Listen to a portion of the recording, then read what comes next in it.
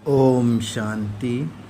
आज बाबा ने कहा, बच्चे, किसी भी बात के विस्तार में नहीं जाना है। जब तक आप मंजिल पर नहीं पहुंचते हो तब तक पेपर तो आने ही हैं, परंतु जैसे तैसे आप शक्तिशाली होते जाओगे तो पेपर का प्रभाव कम होता जाएगा। इसलिए पूरा निश्चय रख आगे बढ़ो।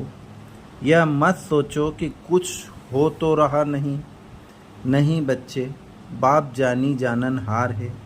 वो सब कुछ देख रहा है कि बच्चे पूरी लगन से सच्चे दिल से लगे हुए हैं और 100% मेरी श्रीमत प्रमाण ही चल रहे हैं। तो मुझे ही बच्चों को लक्ष्य तक पहुंचाना है। बस आप अलबेले नहीं होना और ना ही अपना अटेंशन कम करना।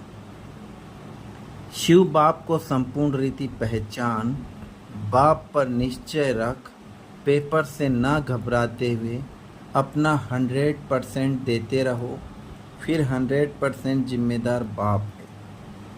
अभी बच्चों के अंदर एक ही इच्छा है कि बाप जैसे कहे वैसा ही रहना है, परंतु जब अपने ही स्वभाव संस्कार विघ्न रूप बनते हैं तो बच्चों की स्थिति विघ्न रूप बन जाती है। फिर बच्चे सोचते हैं कि इतना करने के बाद भी कभी कभी स्वप्न में, कभी संकल्पों में कैसे कैसे विचार आ जाते हैं।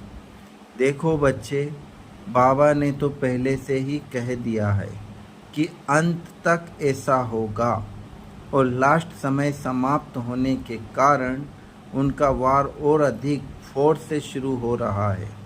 इसलिए घबराओ मत, ना ही अलबेले बनो, ना ही थको और ना ही अटेंशन को कम करो।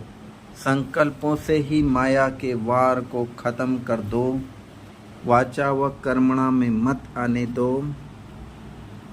देखो, जब आप पर क्रोध या उसके साथी का वार होता है तो अपने भिन्न भिन्न स्वमान, भिन्न भिन्न ज्ञान के पॉइंट और बाप के साथ से उसे संकल्पों में ही खत्म कर दो।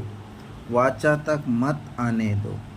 पावरफुल बन, अर्थात अपनी शक्तियों को यूज कर कम से कम समय में संकल्पों से भी फिनिश कर दो। अपना विजयी संस्कार बनाओ।